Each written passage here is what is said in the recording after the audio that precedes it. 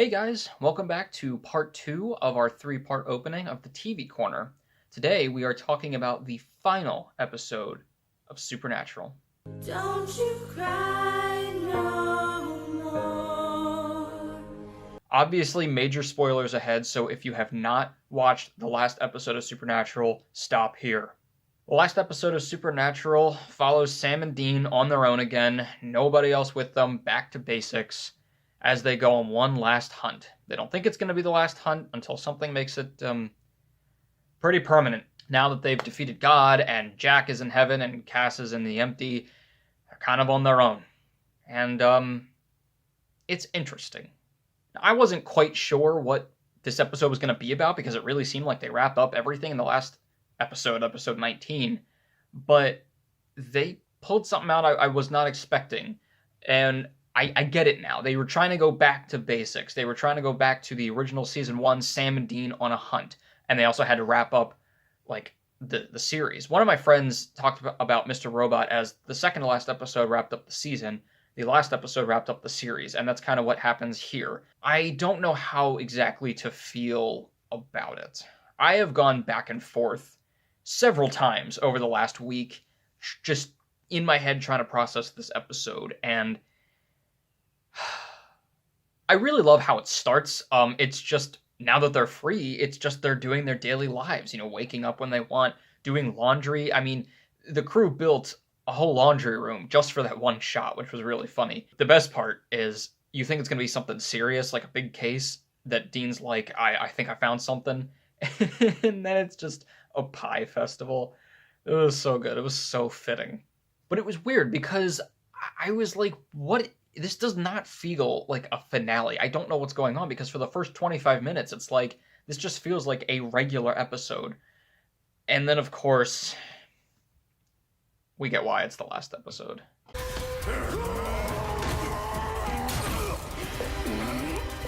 Dean gets impaled in the back, and that's when all of the tears start flowing. This episode feels simultaneously really good because, like I said, it's back to basics. It's just Sam and Dean on their own, and it feels like that first season again. And it's awesome, and it just feels so good. But I can't help but feel in my gut, this episode is hollow. I mean, it's even like downright sort of depressing.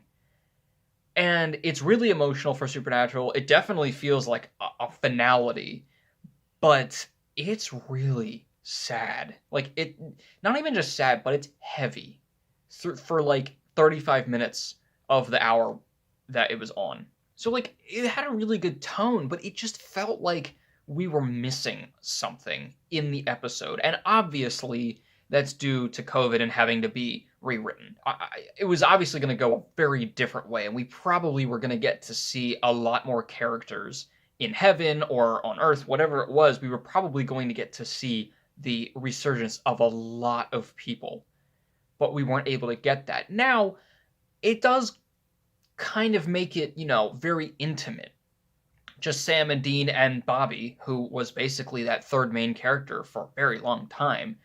It does give it a sense of it's just us, and we get the implication that there are, the mom and dad living in one house and Rufus is over there, but it just felt like it was missing something, it just felt like it was, I don't want to say rushed, but it just ended so quickly, and you're like, that's it for Supernatural, this 15 season monster, and it just ends feeling a lot of bit unsatisfied. Like, it would have been so awesome if we could have just seen those people in heaven. Like, Dean goes to heaven, and besides Bobby, he sees Ellen and Joe and Pamela and Ash, Charlie and Kevin, their parents, and Rufus. Now, let's talk about Dean's death for just a minute. I think that was really fitting because obviously now that they're not being written, when something happens to them, it's final like this. Obviously, Jack could bring them back, but I don't think Jack's going to do that. I think Jack's, we know the order. of the universe has to be in place now. And I think Dean even knows that. He knew that from season 2. He's like, this is always how it's supposed to be. And it was, this back and forth with fans, of theories of who's going to die. Is it going to be one? Is one brother going to kill the other? Are they both going to die? Dean being the one to be killed in a hunt, I think was both surprising because it was just a regular hunt. It wasn't this big sacrifice, but it was also fitting because he's the one who he tried to have the normal life and he just couldn't. It was not for him. He was always going to be on edge. And so this is the way that he was going to go. It's the way that he always said he was going to go. He was going to go out swinging. Of course, it wasn't for something huge. It was just a regular vampire hunt. But he did still go down swinging. And the fact that Sam is the one to keep going and living his normal life is also fitting because that's what he tried to do from the very beginning. Now he can live a normal life and also have all of that he had with his brother. So it's tragic, but also kind of, I don't want to say rewarding, but he got to have that with Dean, and he still got to have his normal life. I also find it really poetic that the way Dean dies is he was impaled in the back, and that's his final death. And how did Sam die in season 2? The first time he ever died was he was stabbed in the back by Jake. So I thought that was kind of a very interesting bookend. The thing I want to know is, okay, we're going to see Sam's whole life. Who was he married to? Like, I know we couldn't bring a bunch of people in, but we could have at least seen, like, a shot of Eileen if it was Eileen, or whoever it was. Because I want to know. Now we will never know if he was married to Eileen, which is really, really sad. Like, it's just weird that they couldn't do that, especially considering, like, what was this? They brought in a cameo from a season 1 vampire. While that was really cool, and it was like, yeah, let's bring a throwback in from season 1, especially considering this last episode's kind of supposed to be season 1 feel, it just seemed like we're already at the end here. You feel like you're just throwing in something just to do it. It didn't feel like, if you were going to bring in one person, why wasn't it somebody like major? I mean, they brought in Bobby, but somebody else. If you were going to bring in another person, why bring in, I don't know, it felt sort of random. It was kind of cool to have that throwback, but it felt sort of random. Also the fact that in season 2, we meet Tessa. And then in season 4, Tessa comes back, and Dean says, who are you? Have we met? So he doesn't remember somebody that he met 2 years before. How in the hell is he remembering this vampire from 14 years ago? I do not believe that. So the final 10-15 minutes, I think, were really, really good.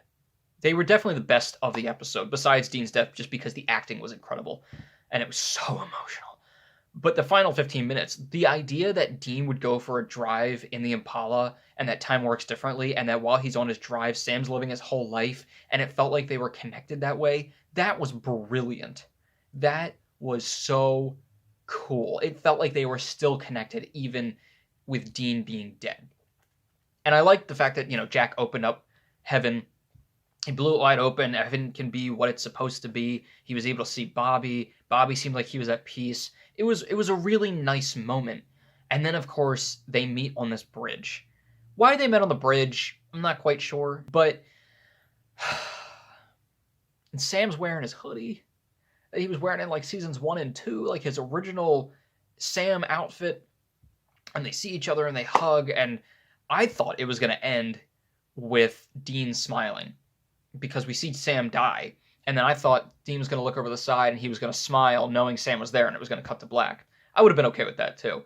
But we get to see them, hug, and they know that they've done so much in this world to better it.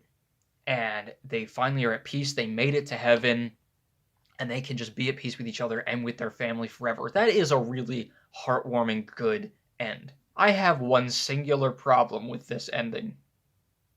And that is that, yes, while Dean was driving, they played Carry On My Wayward Son, like the whole thing, which I thought they were going to do for the recap, but they did at the end, which was really awesome. Now, if you are a true Supernatural fan, what did we want to play at the end of the series for, like, seasons? We wanted Dust in the Wind. It would have been beautiful. It would have been perfect. The lyrics would have matched up perfectly. And what did they play? Carry on my wayward son. There'll be peace when you are done. Carry On My Wayward Son, again, by some teen group or something. It sounded like the Carry On My Wayward Son from the fanfiction play episode. I don't understand the thought process there. I do like that they played a lighthearted rock version of the Winchester theme, the one that's like really sad, like every time somebody would die or something sad would happen, they'd play that theme. I like that they played a kind of like lighthearted version, like this is it, we're good now, we're happy.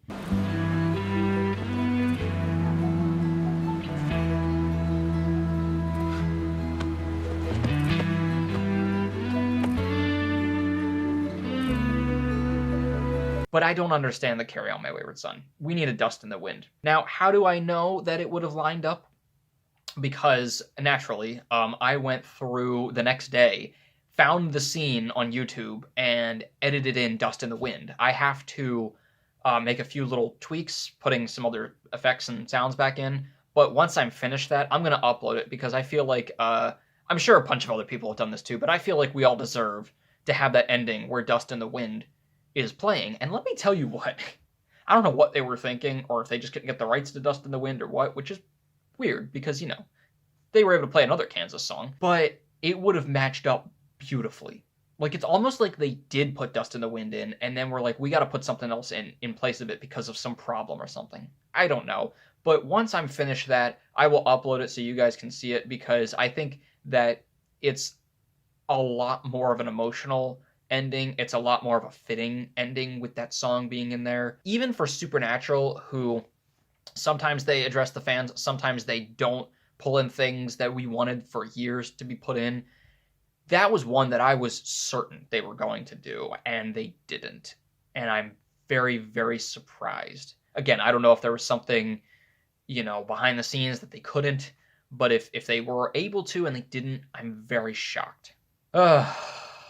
Man, that last episode just really killed me.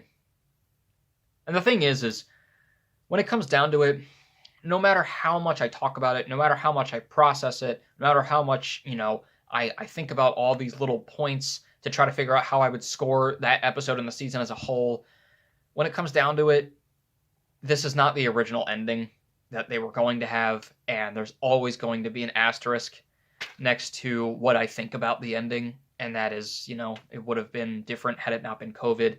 And I hate that there's always going to be a caveat to a show I was with for 10 seasons and has been on for 15 seasons. There's always going to be a but when I talk about the end of the series. That really, really blows.